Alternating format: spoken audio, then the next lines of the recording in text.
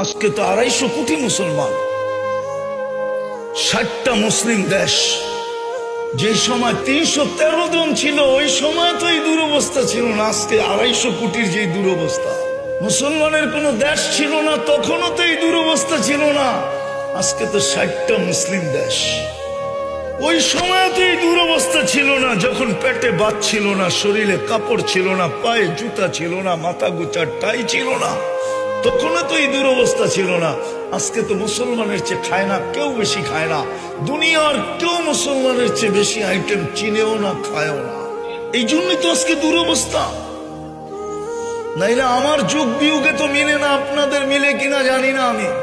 আমি 14 বছর আগে ফিলিস্তিন দেখছি, 14 বছর আগে। এই 2 চোখে দেখছি, এই 2 চোখে, এই 2 পায়ে আমি চষা বেড়াইছি।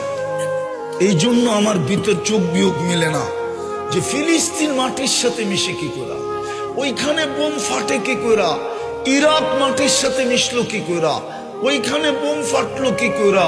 ফিলিস্তিনে তো ইব্রাহিম খলিল ঘুমাইতেছে ওয়াদিয়ে খলিলে, আরেকদিকে যদি তাকাই তো মুসা আলাইহিস সালাম ঘুমাইতেছে কাসিবে আহমারে। মধ্যখানে তো দেখি 70 জন নবীর কবর চিহ্নিত।